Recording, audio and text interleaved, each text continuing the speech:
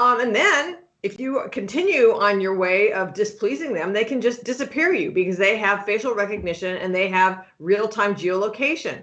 The Chinese Communist Party is a murderous totalitarian regime and arguably the worst human rights violator in the world. Now, a similar social credit system that they have in China could be implemented in the United States. We'll talk about that today. Also, we will discuss how what is happening in Canada with the Freedom Convoy is coming to America. So buckle up for your marching orders in the culture war.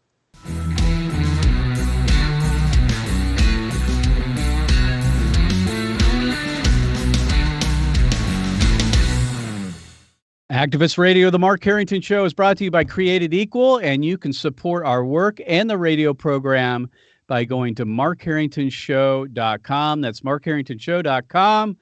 Today on the program, I have as my guest Reggie Littlejohn, and she is the founder and president of Women's Rights Without Frontiers. And today on the program, we're talking about the atrocities that are ongoing in China, the Olympics, which are wrapping up this weekend.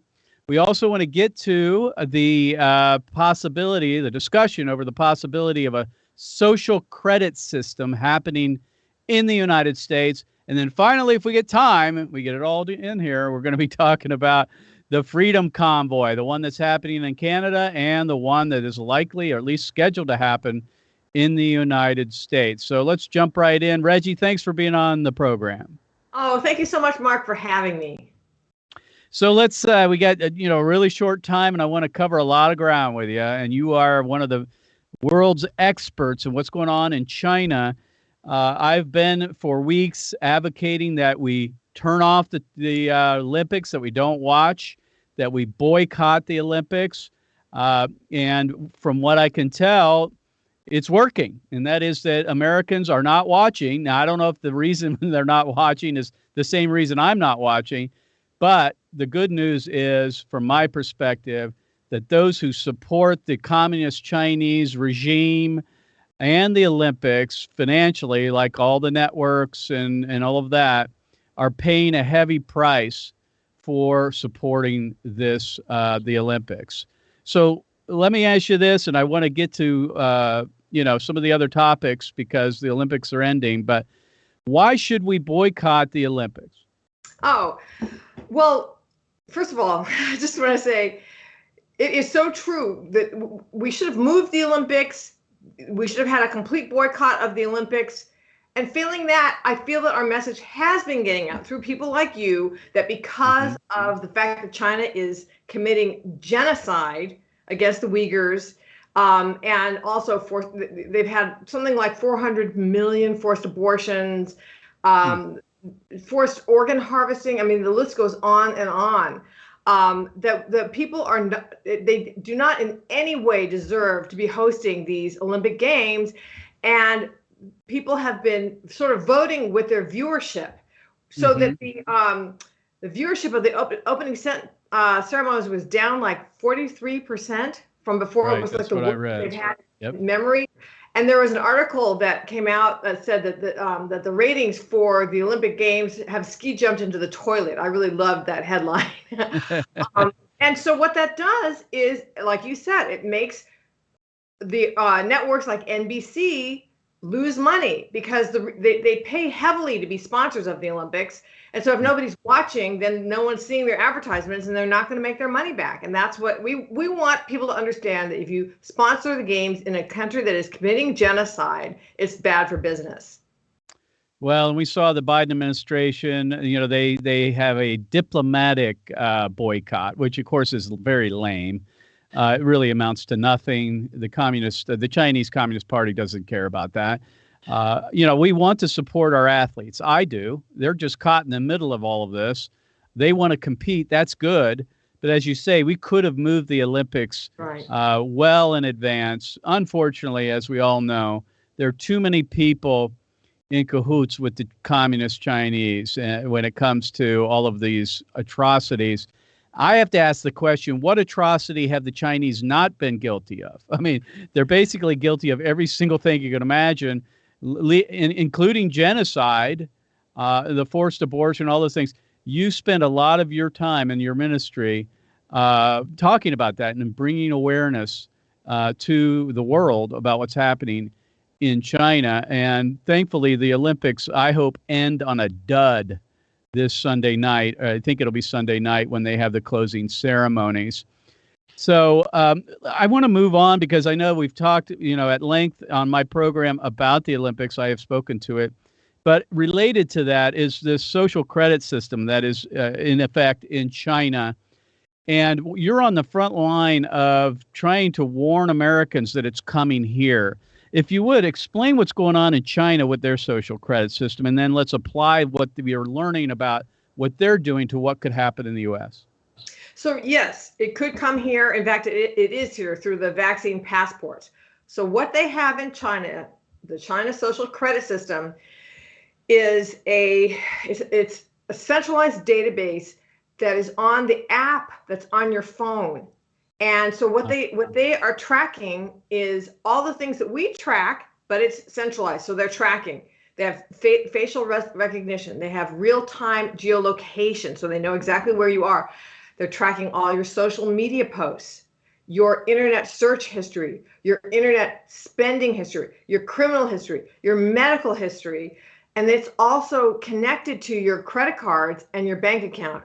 So that if you are a compliant Chinese citizen or really a slave, you will get a high score. If they can depend on you to basically not make any waves, and you can lead what looks like a normal life, but you are a slave, because as soon as you register dissent, as soon as you do that social media post criticizing the government, your score is going to go down. And so and I'll tell you, it's related to the COVID passport, the vaccine passport, because they can just change the color of your passport that you need to get into, to travel or to go into a restaurant or to shop for food. They will change it from green to yellow or red, and you will not be allowed anywhere. So it's a way of paralyzing someone. And then it's used of their smartphone, right? So they'll present this passport on their smartphone, and it'll either be green, which means that they're healthy. In other words, they don't have COVID. Yellow means they're infected, and red means that they're unvaccinated. Are those the color codes? Is that how it works? It's something like that. I'm not sure exactly, but green doesn't mean just healthy. It means healthy and vaccinated. Gotcha. So anyway. And they have to present this almost everywhere they go, in almost every venue. Is that how it works? Right. And so then if they want to stop somebody in their tracks, they can just turn their passport to yellow or red. And it's not that they're actually sick. It's just that the central government has turned their passport to yellow or red to paralyze them. And then if you anger them even further, they will turn off your credit cards and your bank account, because those are linked. So you won't be able to buy anything, or and then if you continue on your way of displeasing them, they can just disappear you, because they have facial recognition and they have real-time geolocation. And so the way that could come to the United States is very simply through these vaccine passports. We've been hearing a lot about the mandates, right? And I oppose the mandates. Okay, I don't think it's right to force anybody, especially not a child, to have a vaccine that they don't want. But even if we get rid of the mandates, and a lot of the governors are loosening up on the mandates right now, in my opinion, because they know this is an election year. Okay, that's why I think they're doing this. And I fear that as soon as the election passes in January 2023, they're going to discover a new variant and just clamp down on all of us again. And ramp it up. Yeah, but even if you don't have a mandate to be vaccinated, if you have an app on your phone that says whether you are vaccinated or not, or let's say you're not vaccinated and you have a religious exemption that says whether you have a religious exemption, that's what that platform can incorporate all the same functionality as the China social credit system. And so we have to resist these passports as much as we're resisting the mandates. Right. Are these passports being used anywhere in the United States? Any cities? Similar? Well, New York City and Okay, of Los course. Angeles or California have had prototypes of them. I don't know what the status is right now because I think that they're lightening up on that again because it's an election year. But they have had them in New York and in Los Angeles. Right, and this would include much of your, personal information, your health information.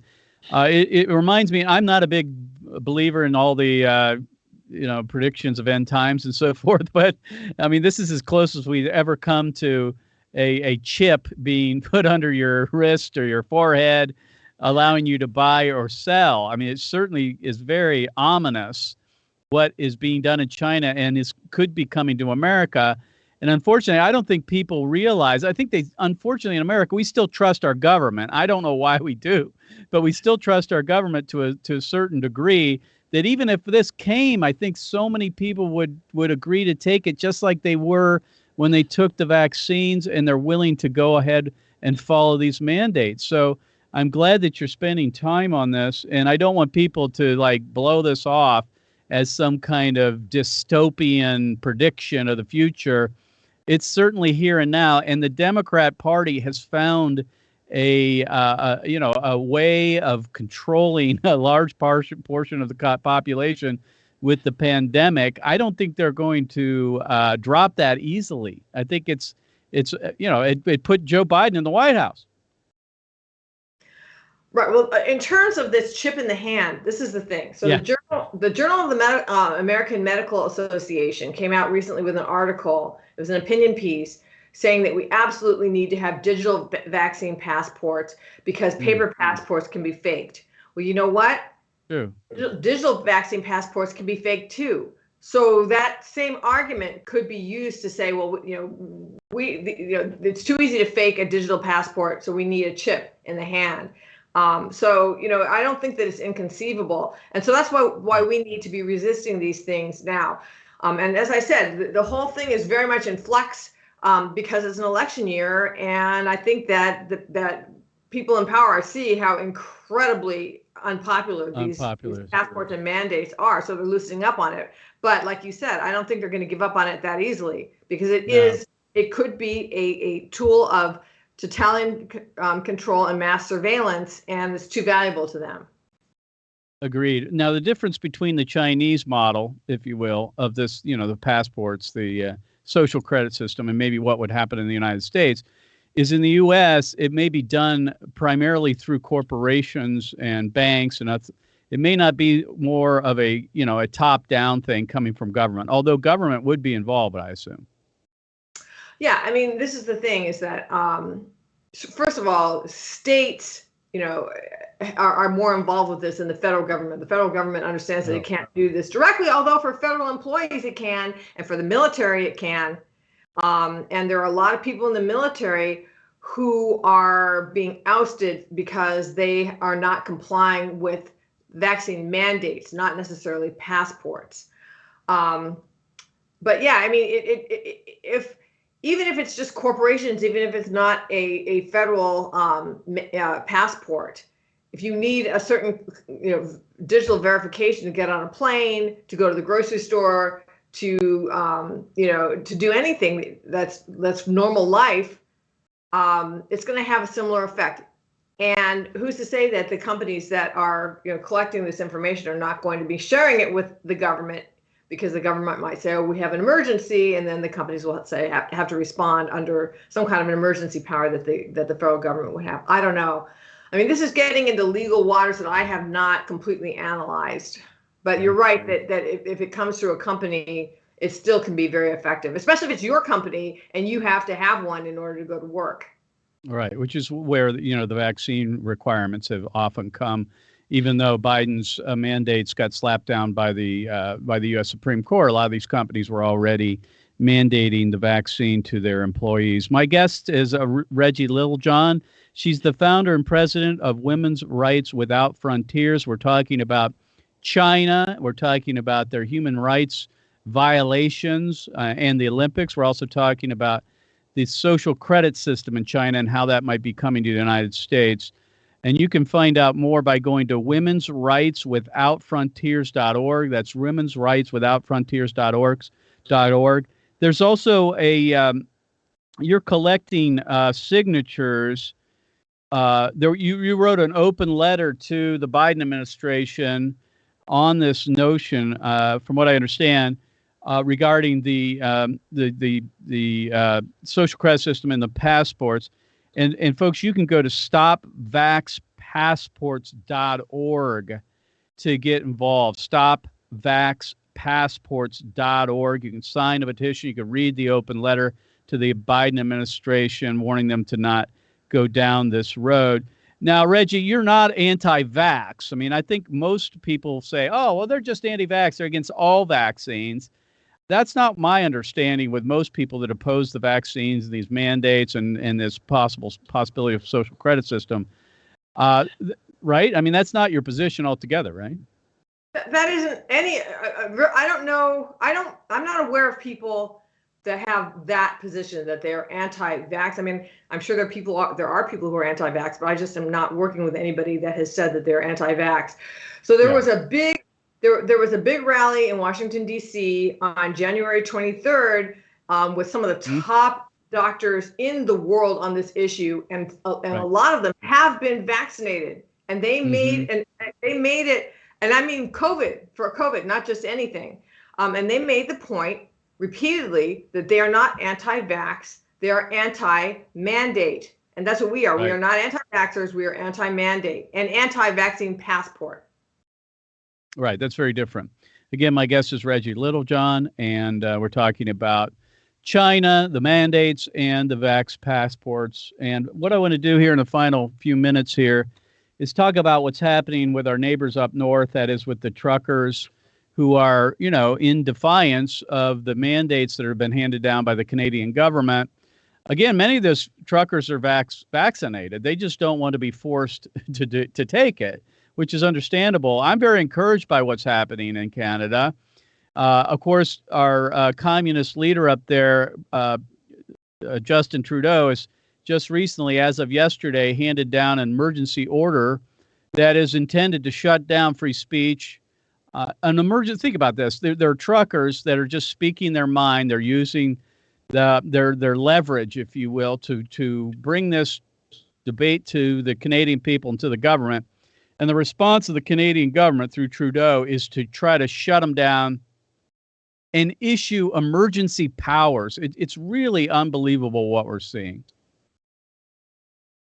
Well, this is the thing, is that what constitutes an emergency is very vague and not well defined. And so then these people in power are just declaring this is an emergency, that's the emergency, another thing is the emergency. And so and it's used as an excuse to deprive people of their God-given freedoms and rights.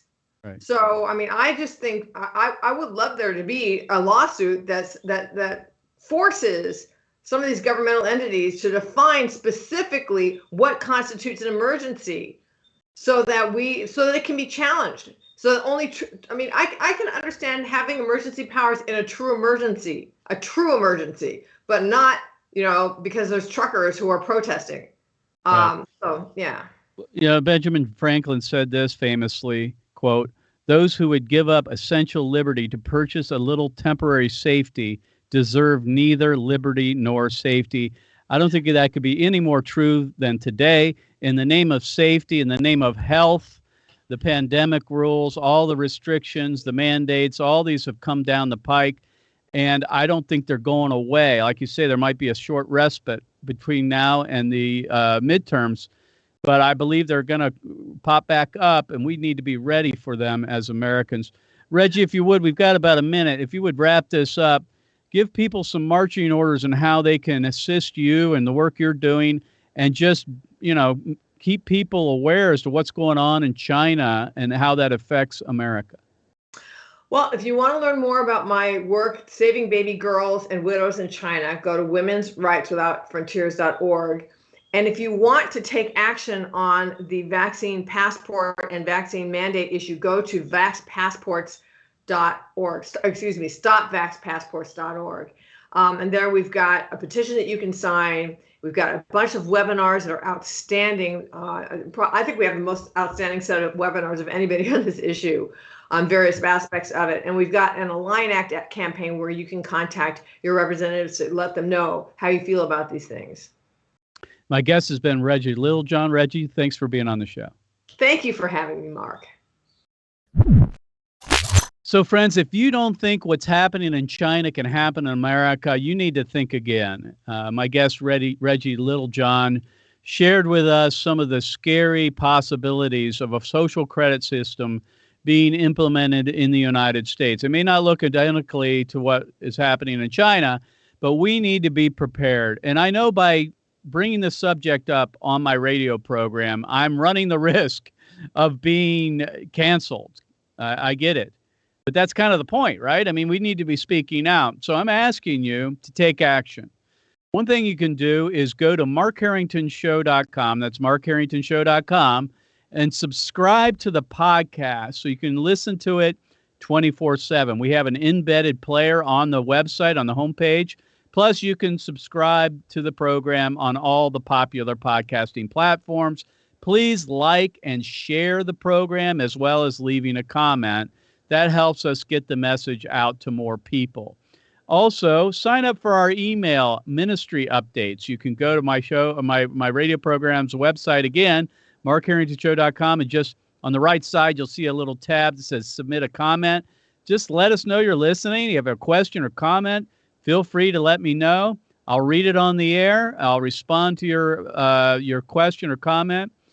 And, we will subscribe you to our email updates through on a periodic basis, which will give you opportunities to have previews of upcoming shows and get some feedback from you. And so finally on the program, I want to bring up this idea of the Freedom Convoy. As we all know, it's happening in Canada.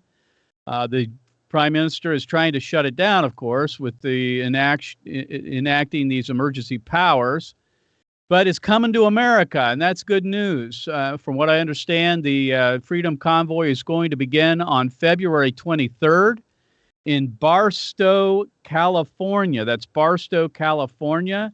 And that Freedom Convoy is going to make its way across the United States and end up in Washington, D.C., from what I understand on the State of the Union address of Joe Biden.